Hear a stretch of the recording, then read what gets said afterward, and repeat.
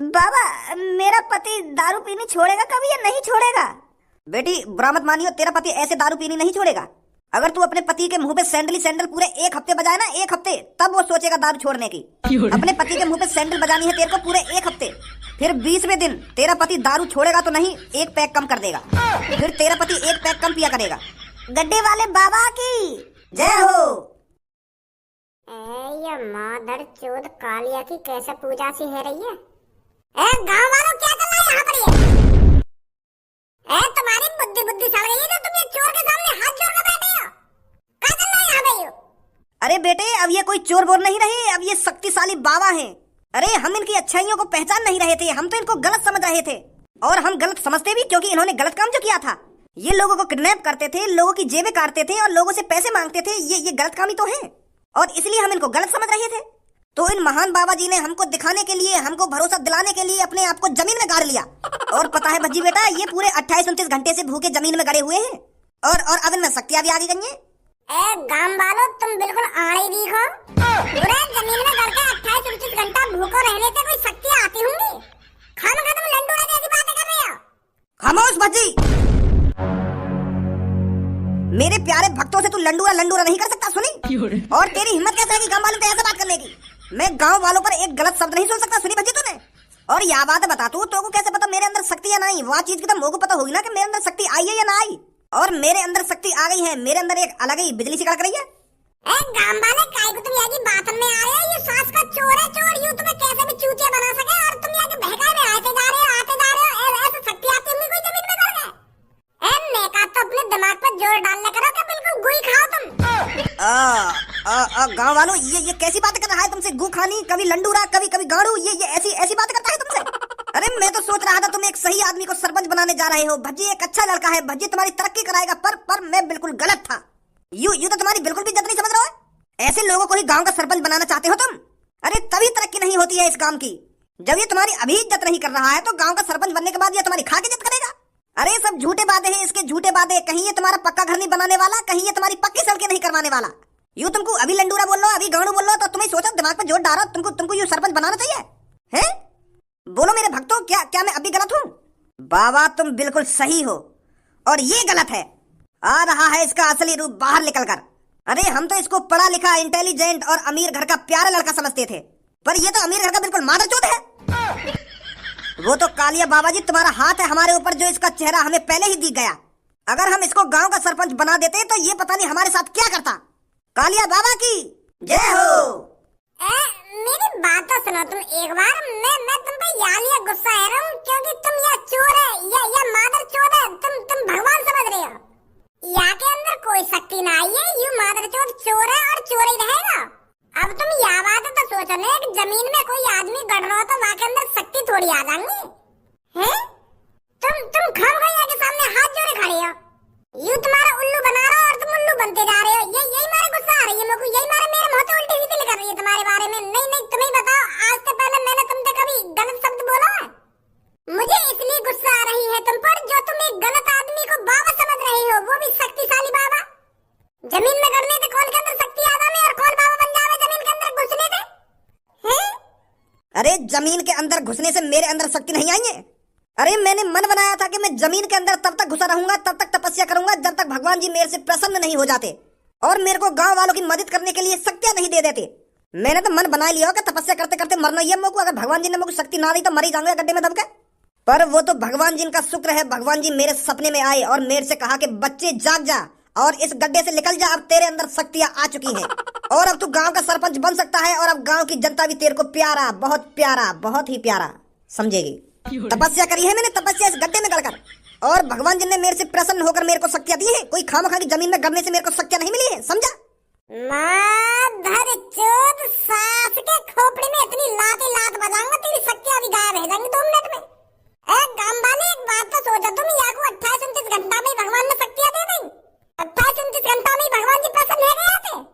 अरे जब कोई तपस्या करने बैठ जाता है तो उसको सालों करोड़ों सालें हो जाती है तपस्या करते करते, तब भगवान जी सोचते हैं उसके बारे में। और ये मादरचोद पूरे 28-29 घंटा में शक्तियां ले बैठा, तुमको ये बात गलत ना लग रही है? अरे 100 200 300 साल हो जाती है लोगों को तपस्या करते करते, तब भी भगवान जी नसीब में नहीं होते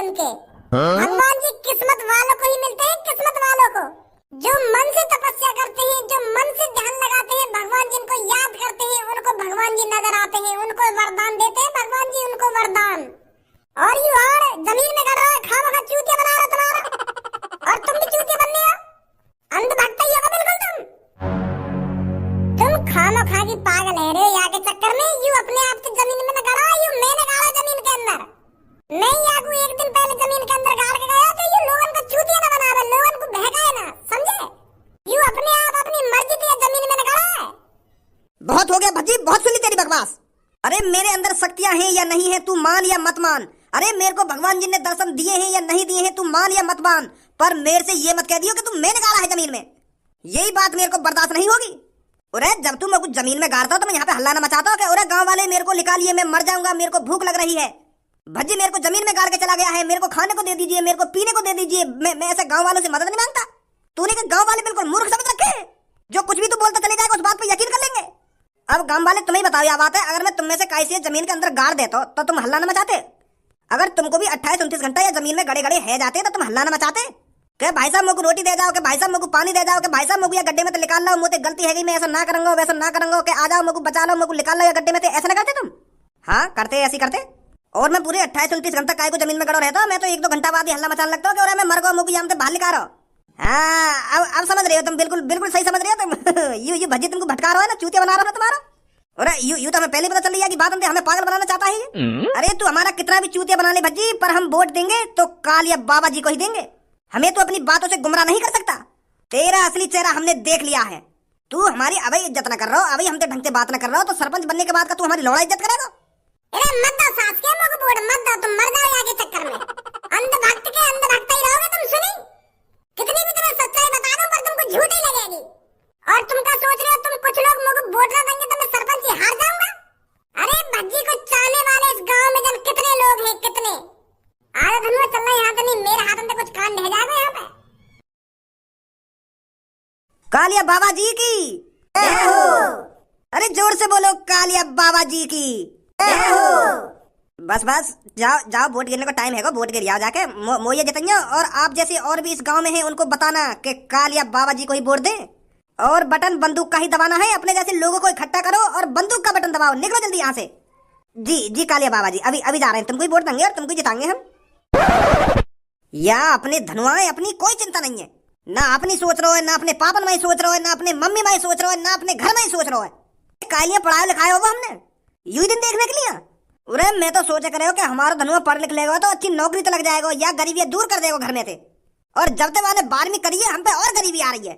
कहाँ लाऊं मैं इतना कमा के? वह नेक भी ना सोचनी चाहिए मेरे बारे में कि मेरा बाप कैसे कमावे, कैसे लावे, कैसे खवावे। वह कंपनी मालिक के बेटा के संग डोलता रहेगा। वहाँ के दोस्त तो नेक भी चिंता ना है, वहाँ के बाप ने तो पहले थी करोड़ रुपए जोड़ रखा है, पर यू धनुआ खाम का डोलता रहेगा वहाँ के संग। अरे अमीर लड़कों के संग डोलने से कोई अमीर नहीं हो जाता है। मैं ही वहाँ रोज धमकाता रहूं, मेरी तो बात को सुने ना, एक बार तू भी बात कुछ कह के देख ले, कुछ कर लेगा अपनी जिंदगी में कि यूं ही बूढ़ा है मर जाएगा। अरे मेरे पापा ने तो मैं पढ़ा लिखा नहीं था, इसलिए मैं गरीब रह गया। अगर मेरे पापा मेरे को पढ़ा लिखा देते ना तो मैं इस घर को हवेली बना देता, हवेली। पर मैंने तो धनुआ पढ़ाया हो ना, कहा कहते पैसा लाया वाके पढ़ाई के लिए मैं।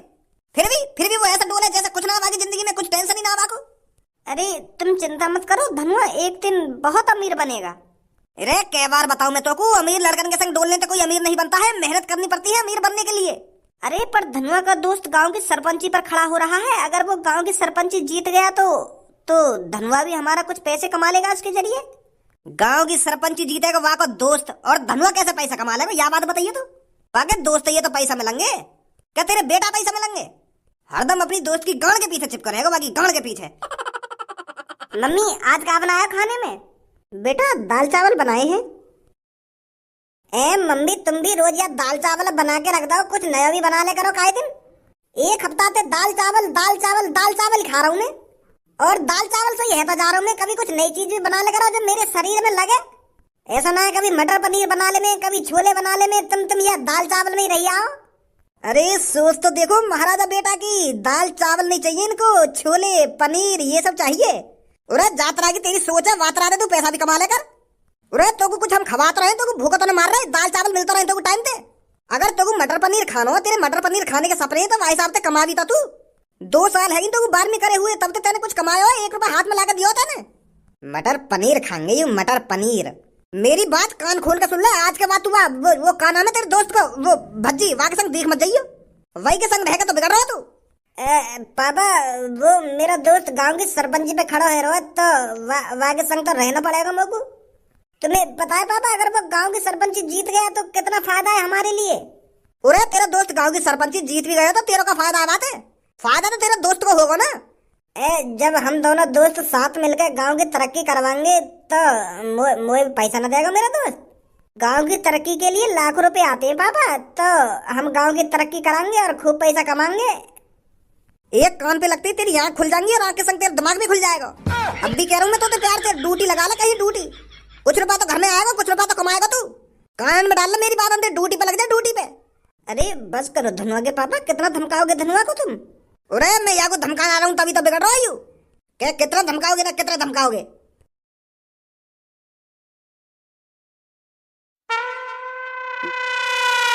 गांव वालों, वो दिन आ चुका है जब आपके गांव में एक नया सरपंच बनेगा। और अब की बार आपके गांव में 4 लोग सरपंची के लिए खड़े हुए थे और इन सब 4 लोगों ने आप सबके बीच अपनी सरपंची की हक की लड़ाई करी होगी। इन्होंने आप सब गांव वालों को बताया होगा कि ये आपके लिए कितने जरूरी हैं।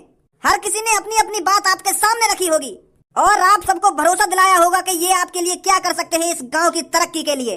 और फिर तो आप सब समझदार ही हैं, तो आप सबने सोच समझ कर ही किसी को वोट दी होगी और किसी को सरपंच बनाने के बारे में सोचा होगा।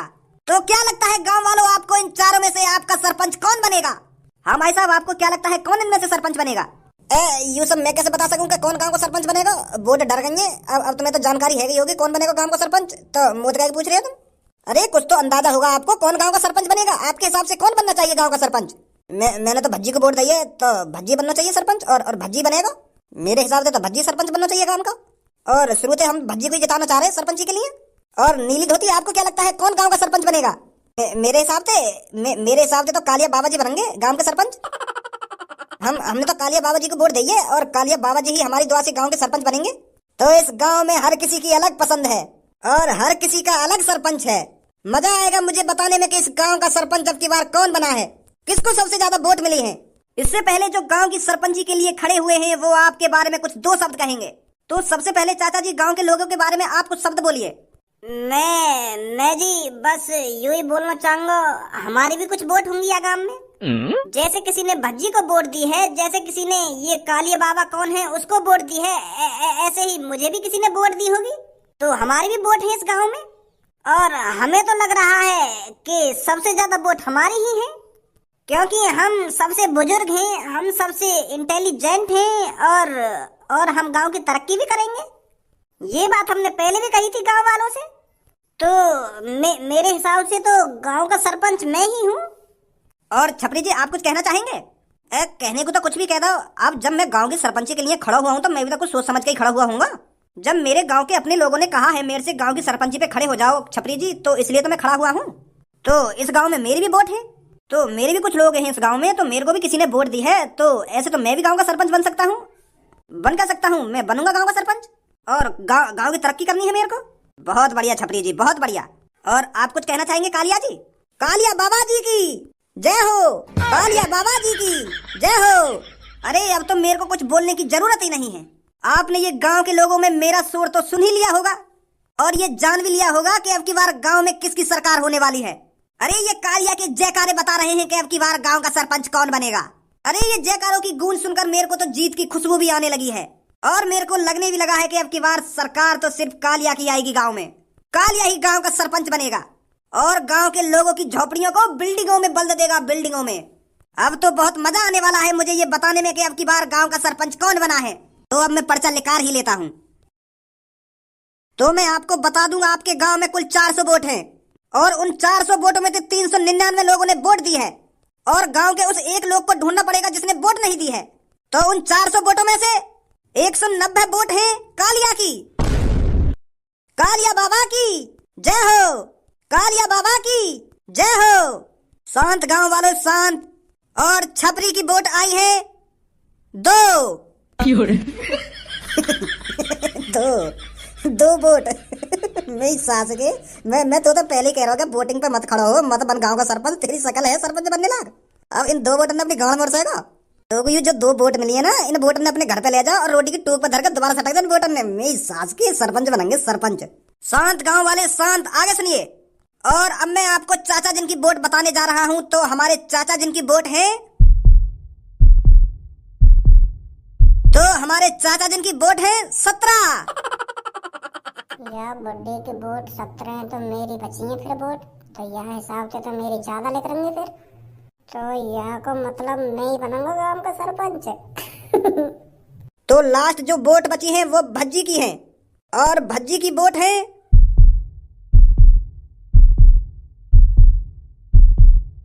अरे ये मैं क्या देख रहा हूँ, भज्जी की वोट भी है 190। और ये सरपंची टाई हो चुकी है। भज्जी की भी 190 वोट है और कालिया की भी 190 वोट है। तो अभी गांव का सरपंच कोई नहीं बना है, और गांव का सरपंच तभी डिसाइड होगा जब वो एक वोट गिरेगी। तो 1 घंटे के अंदर उस आदमी को ढूंढो जिसने वोट नहीं डाली है, तो उसको 1 घंटे के भीतर यहाँ पर लाया जाए और कालिया और भज्जी में से किसी एक को वोट डलवाया जाए, तभी गांव का सरपंच डिसाइड होगा। ढूंढो वो कौन है जिसने वोट नहीं डाली है।